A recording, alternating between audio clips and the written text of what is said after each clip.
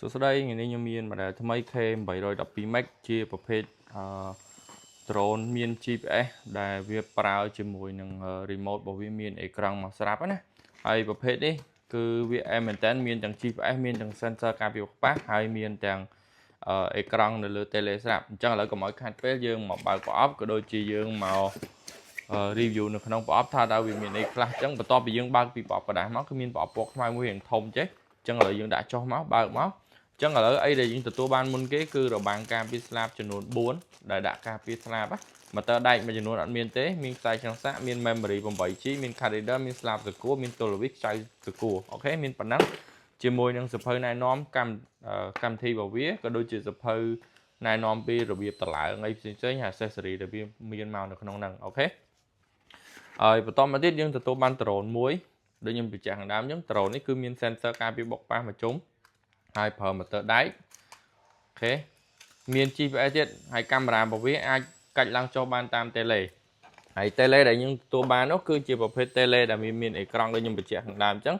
គឺវាអេក្រង់តូចមួយសម្រាប់បង្ហាញកាមេរ៉ានៅលើនឹងស្រាប់យើងអត់ចាំបាច់ភ្ជាប់ទូរស័ព្ទក៏បានដែរអញ្ចឹងឥឡូវខ្លីៗខ្ញុំនឹងប្រាប់ពីរបៀបប្រើប្រាស់ drone ហ្នឹងណាអូខេហើយតើតើមួយ drone នេះគឺវាបំពាក់មកជាមួយនឹងថ្មដែលវាមានទំហំ 3.7 វ៉ុល 2000 មីលីអាំពែម៉ោងអញ្ចឹងបើសិនជាតាមតេស្តជាក់ស្ដែងអាចបាន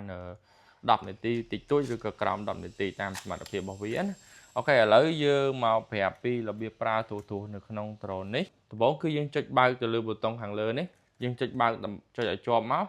វានឹងដំណើរការហើយកាមេរ៉ាវានឹងដើរណាអូខេបន្ទាប់ពីអូខេប៉ុណ្ណឹងហើយគឺយើងមកបើកដៃ tele របស់យើងនៅលើដៃ tele គឺមានប៊ូតុងច្រើនមែនតើដែលយើងនឹងលម្អិតមួយអញ្ចឹងខ្ញុំប្រាប់ទៅអានេះគឺប៊ូតុងសម្រាប់បិទបើកទេចុចឲ្យជាប់មកគឺវាបើកហើយអូខេឥឡូវគឺវាចូលមកដល់ខាងក្នុងតែម្ដងហើយអញ្ចឹងខ្ញុំមកប្រាប់ពីប៊ូតុងមួយប៊ូតុងខាងនេះគឺចុចធម្មតាគឺលបឿនរបស់វាអូខេហើយបើចុចឲ្យជាប់អាហ្នឹងបើក sensor ការពារបុកប៉ះអានេះប៊ូតុងហោះឡើងចុះចតអូតូទេបាទហើយប៊ូតុងសម្រាប់ចុះចតអូតូនេះយើងប្រើនៅពេលហោះឡើងអូតូនៅពេលដែលយើងជាប់ GPS ហើយយើងហោះឡើងតែម្ដងប៊ូតុងនេះគឺសម្រាប់ត្រឡប់ក្រោយនេះទេត្រឡប់ក្រោយសម្រាប់បើក memory ឬក៏អីចឹងណាហ្នឹងហើយវាអត់ជាបញ្ហាទេយើងចូល setting ចូលអីទេអាហ្នឹងគឺយើងមិនបាច់នេះទេបន្តមកទៀតប៊ូតុងនេះសម្រាប់ថតរូបថតវីដេអូswitch កាមេរ៉ាសម្រាប់ថតរូបហើយសម្រាប់ថតវីដេអូហើយនេះសម្រាប់យើងចុចគ្រីសណាចុចដូរភាសាដូរអីហ្នឹងប៊ូតុងនេះសម្រាប់សេរីកាមេរ៉ាឡើងចុះណាអានេះឡើងអានេះចុះនេះមើលខ្ញុំសេរីមើលឃើញទេឡើងចុះអូខេអញ្ចឹងប៊ូតុងកន្លែងនេះគឺជាប៊ូតុងសំខាន់ដែលយើងធ្វើត្រូវនិស្ស័យរបស់វាអញ្ចឹងយើងចុចមួយ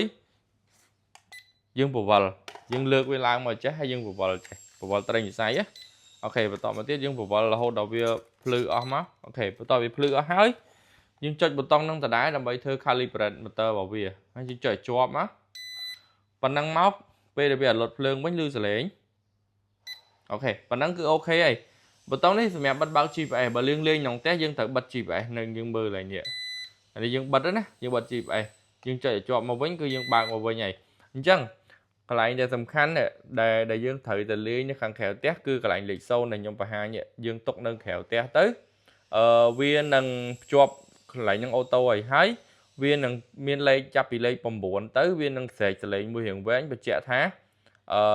drone យើងជាប់ GPS ហើយអញ្ចឹងយើងអាចបង្ហោះវាបានហើយអញ្ចឹងណាហើយនៅខាងក្រោមនេះគឺបង្ហាញពីចម្ងាយហើយនេះបង្ហាញពីកម្ពស់អញ្ចឹងអត់មានអីពិបាកទេហើយអញ្ចឹងតិចទៀតខ្ញុំមកប្រាប់ពី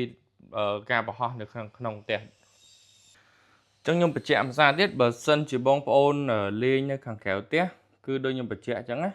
គឺបងប្អូនទុកចោលមកទស្សទៅអាកន្លែងលេខ0ដែលខ្ញុំច្អល់នេះកន្លែងពណ៌ក្រហមហ្នឹងគឺវាលោតមានលេខហើយវាស្រែកសលេងវែងជាប់ GPS អាហ្នឹងយើងបង្ហោះវាបានហើយតែយើងលេងនៅក្នុងផ្ទះជិះគឺយើងត្រូវការបិទ GPS ហើយអញ្ចឹងយើងចុចអាប៊ូតុងនេះដើម្បីបិទ GPS វាមក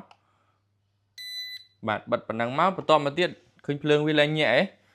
ឃើញភ្លើងវាលែងញាក់វាលែងញាក់រហូតអញ្ចឹងយើងអាចបញ្ឆេះវាបានហើយអញ្ចឹងដើម្បីបញ្ឆេះវាបានគឺយើងគ្រាន់តែផ្គុំវាចូលក្នុងចេះមកនេះផ្គុំដៃ tele នេះផ្គុំវាចូលក្នុងមើលនេះយើងទាញវាចុះក្រោមហើយផ្គុំចូលក្នុងមកគឺដង្ហាលវាវល់ហើយអញ្ចឹងដើម្បីបង្ហោះវាបានគឺយើងរុញដៃឆ្វេងនេះឡើងលើមក nơi nâng mà còn lại tay mà đòn nè ok chẳng đôi bong bôn khơi chẹt đây nhắn thì cái nhé bây giờ dân hội vì máu hái tele dân bà lệ chào lại cứ bên nâng nâng coi tay mà đòn chẳng nè nâng nó càng khéo tiếp cho chi phải hái cầu viên nâng dân này nè ok hai viên miên sensor capi bọc phát dân anh ba với tam khỏi bây giờ nhom phè và lại nhỉ bộ tông còn lại những dân cho vậy cho tới cứ báo sensor capi bọc phát của vì ok